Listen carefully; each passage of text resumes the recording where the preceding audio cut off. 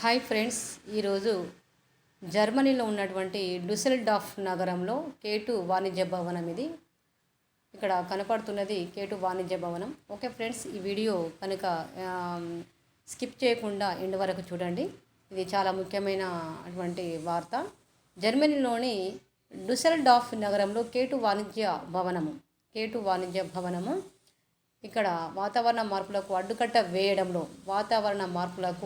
వేయడంలో తోడ్పడేందుకు మరి ఈ భవనం పైన 30,000 హార్న్ బీమ్ మొక్కలను అయితే పెంచడం జరిగింది. హార్న్ బీమ్ మొక్కలు, ఈ ఇవన్నీ మొక్కలే అన్నమాట. ఈ భవనంపై ఉన్నటువంటి అన్ని మొక్కలే. హార్న్ బీమ్ మొక్కలు ఏర్పాటు చేయడం అయితే జరిగింది.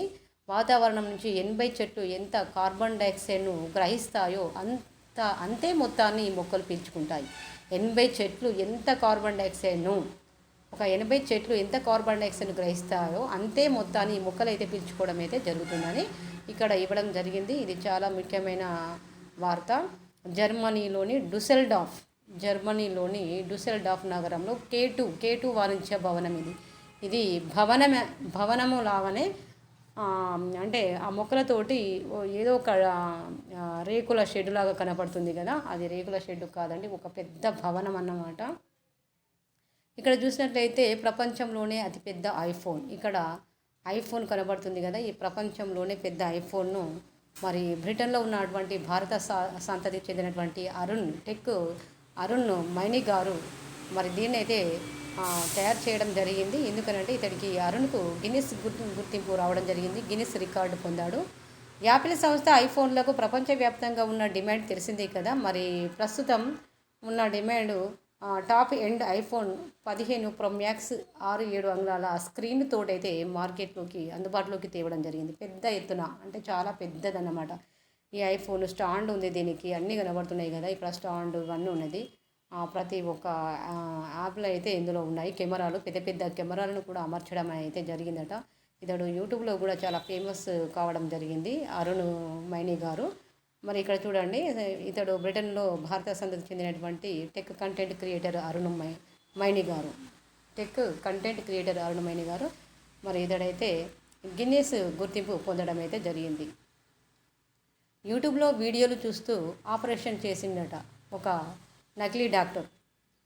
యూట్యూబ్లో చూసుకుంటూ ఆపరేషన్ చేస్తే మరి ఏమైందో చూడండి. ఇక్కడ బీహార్లోని సరన్లో దారుణం చోటు చేసుకుంది. యూట్యూబ్లో వీడియోలు చూస్తూ ఓ నకిలీ వైద్యుడు ఆపరేషన్ చేయడానికి యత్నించడంలో 15 ఏళ్ల బాలుడు ప్రాణాలు కోల్పోవడం జరిగింది. వివరాల్లోకి వెళ్ళిపోతే సరణ్కు చెందిన బాలుడు పలుమార్లు వాంతులు చేసుకోవడంతో తల్లిదండ్రులు అతన్ని సమీపంలోని గణపతి ఆసుపత్రికి తీసుకువెళ్లడం జరిగింది. కాసేపటికి అతడి ఆరోగ్యం కుదుటపడిన బాలుడి పిత్తాశయంలో రాళ్ళు ఉన్నాయని తెలిసిందట. వెంటనే ఆపరేషన్ చేయాలంటూ నకిలీ వైద్యుడు చెప్పడం జరిగింది. అంటే వేషాలు అలా వేస్తున్నారన్నట్టు డాక్టర్లు కూడా డబ్బు కొరకు నకిలీ వైద్యులుగా తయారవుతున్నారు. నకిలీ పోలీసులు, నకిలీ వైద్యులు, చాలా వరకు అన్ని తినే పదార్థాల కానుండి అన్నీ నకిలీగా తయారవుతున్నాయి. కాబట్టి యూట్యూబ్ చూసుకుంటా ఆపరేషన్ చేసుడు మొదలుపెట్టిండట. ఇది యూట్యూబ్ నకిలీ వైద్యుడు. ఎందుకంటే అనంతరం అతడు యూట్యూబ్లో వీడియోలు చూస్తూ ఆపరేషన్ చేశాడు.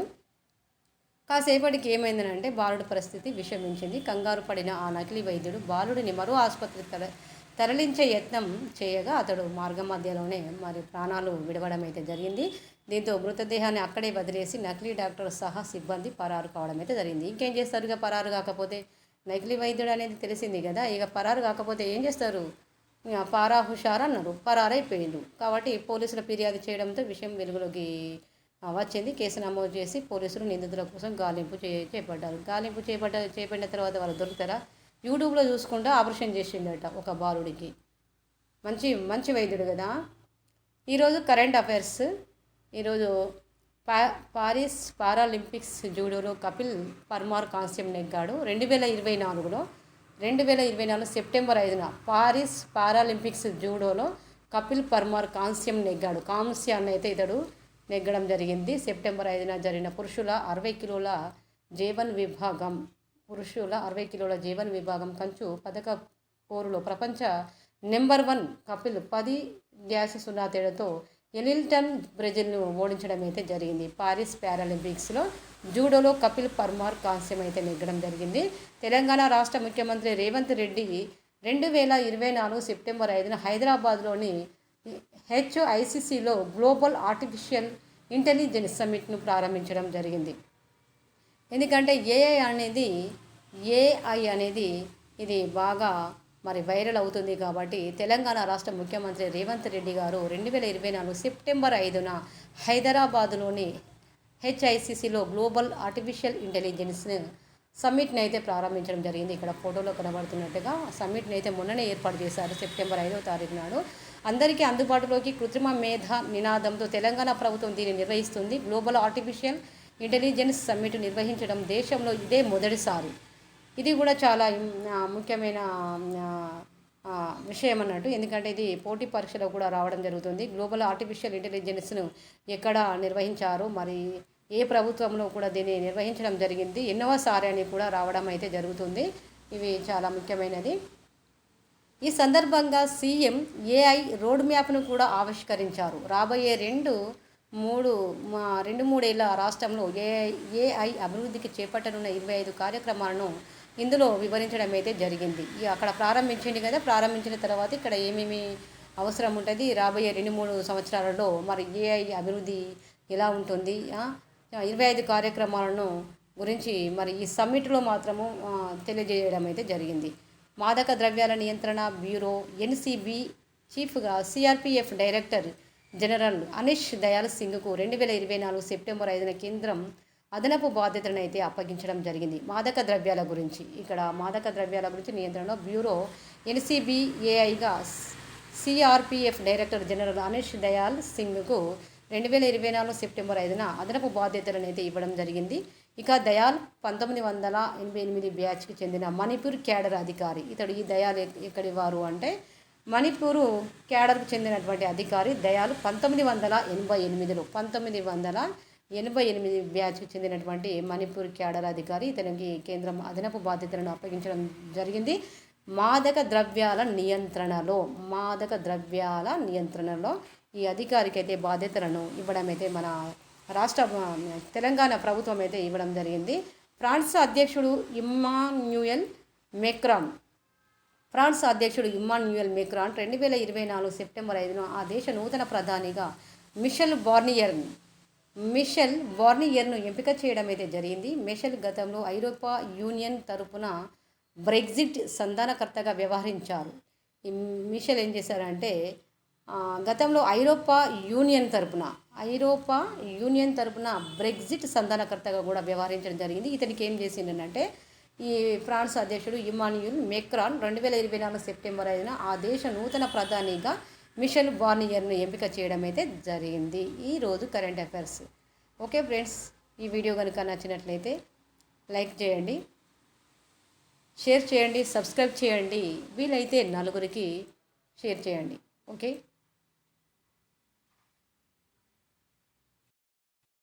ఈరోజు కరెంట్ అఫైర్స్ చూసుకున్నట్లయితే పారిస్ పారాలింపిక్స్ జూడోలో కపిల్ పర్మార్ కాంస్యం నెగ్గాడు. 2024 సెప్టెంబర్ 5న జరిగిన పురుషుల 60 కిలోల జేవన్ విభాగం కంచు పతాక పోరులో ప్రపంచ నెంబర్ 1గా కపిల్ పర్మార్ కాంస్యం నెగ్గాడు.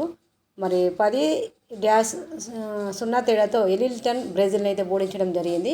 ఇక తెలంగాణ రాష్ట్ర ముఖ్యమంత్రి రేవంత్ రెడ్డి 2024 సెప్టెంబర్ 5న హైదరాబాద్లోని హెచ్ఐసిసిలో గ్లోబల్ ఆర్టిఫిషియల్ ఇంటెలిజెన్స్ సమ్మిట్ని అయితే ప్రారంభించడం జరిగింది. హైదరాబాద్లో అందరికీ అందుబాటులోకి కృత్రిమ మేధ నినాదంతో తెలంగాణ ప్రభుత్వం దీన్ని నిర్వహిస్తుంది. గ్లోబల్ ఆర్టిఫిషియల్ ఇంటెలిజెన్స్ సమ్మిట్ నిర్వహించడం దేశంలో ఇదే మొదటిసారి. ఆర్టిఫిషియల్ ఇంటెలిజెన్స్ని అయితే మరి నిర్వహించడం దేశంలో మొదటిసారి, అదైనా కూడా హైదరాబాదులో. మరియు ఈ సందర్భంగా సీఎం ఏఐ రోడ్ మ్యాప్ను కూడా ఈ సందర్భంలోనే ఆవిష్కరించడం జరిగింది. రాబోయే 2-3 సంవత్సరాలలో రాష్ట్రంలో ఏఐ అభివృద్ధికి చేపట్టనున్న 25 కార్యక్రమాలను కూడా ఇందులో వివరించడం అయితే జరిగింది.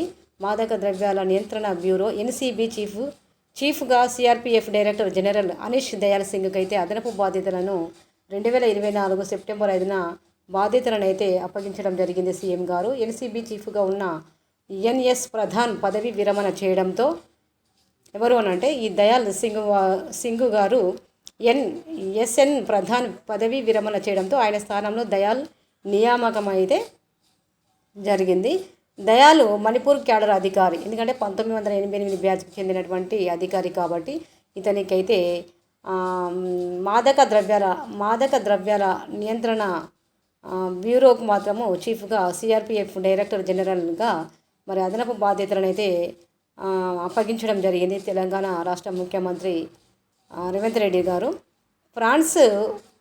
ఫ్రాన్స్ అధ్యక్షుడు ఇమ్మాన్యుయల్ మైక్రాన్ 2024 సెప్టెంబర్ 5న ఆ దేశ నూతన ప్రధానిగా మిషెల్ బార్నియర్ని ఎంపిక చేయడం అయితే జరిగింది. ఫ్రాన్స్ అధ్యక్షుడు ఇమ్మాన్యుయల్ మైక్రాన్ 2024 సెప్టెంబర్ 5న ఆ దేశ నూతన ప్రధానిగా మిషెల్ బార్నియర్ను ఎంపిక చేశారు. మిషెల్ గతంలో ఐరోపా యూనియన్ తరపున బ్రెగ్జిట్ సంధానకర్తగా వ్యవహరించడం అయితే జరిగింది. ఐరోపాలోని యూనియన్ తరపున బ్రెగ్జిట్ సంధానకర్తగా వ్యవహరించడం జరిగింది. ఎవరు అంటే ఫ్రాన్స్ అధ్యక్షుడు ఇమ్మాన్యుయల్ మైక్రాన్ సెప్టెంబర్ 5న. ఓకే ఫ్రెండ్స్, ఈ వీడియో కనుక నచ్చినట్లయితే లైక్ చేయండి, సబ్స్క్రైబ్ చేయండి, కామెంట్ చేయండి, వీలైతే నలుగురికి షేర్ చేయండి.